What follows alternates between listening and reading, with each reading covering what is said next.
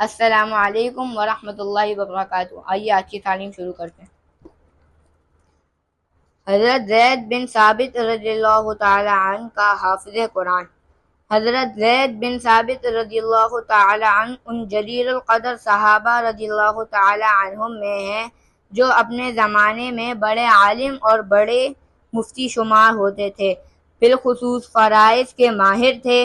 کہا جاتا ہے کہ مدینہ منورہ میں فتویٰ قضا فرائض کرامت میں ان کا شمار چوٹی کے لوگوں میں تھا۔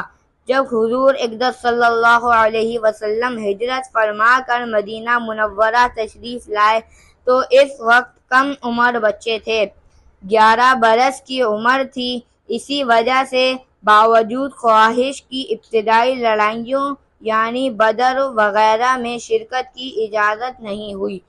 ہجرت سے 5 برس پہلے 6 سال کی عمر میں یتیم بھی ہو گئے تھے۔ حضور صلی اللہ علیہ وسلم جب ہجرت کے بعد مدینہ منورہ پہنچے تو جیسے اور لوگ حاضر خدمت ہو رہے تھے اور حصول برکت کے واسطے بچوں کو بھی ساتھ لا رہے تھے۔ زید رضی اللہ تعالی عنہ بھی خدمت میں حاضر کیے گئے۔ زید رضی اللہ تعالی عنہ کہتے ہیں کہ میں حضور صلی اللہ علیہ وسلم کی خدمت میں جب پیش کیا گیا تو عرض کیا گیا، یہ قبیلہ نجار کا ایک لڑکا ہے۔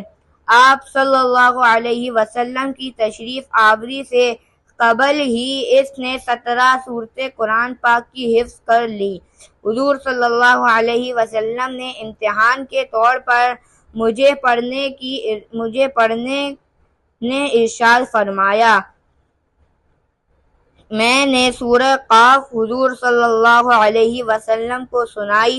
حضور صلی اللہ علیہ وسلم کو میرا پڑھنا پسند آیا۔ حضور اقدس صلی اللہ علیہ وسلم کو جو خطوط یہود کے پاس پہنچانا ہوتے تھے وہ یہود ہی لکھتے تھے۔ ایک مرتبہ حضور صلی اللہ علیہ وسلم نے ارشاد فرمایا کہ یہود کے جو خط و کتابت ہوتی ہے اس پر مجھ کو اطمینان نہیں کہ گڑبڑ نہ کر دیتے ہو، تو یہود کی زبان سیکھ لیں۔ زید رضی اللہ تعالی عنہ کہتے ہیں کہ میں صرف 15 دن میں ان کی زبان عبرانی میں کامل ہو گیا تھا۔ اس کے بعد سے جو تحریر ان کو جاتی وہ میں ہی لکھتا اور جو تحریر یہود کے پاس سے آتی وہ میں ہی پڑھتا۔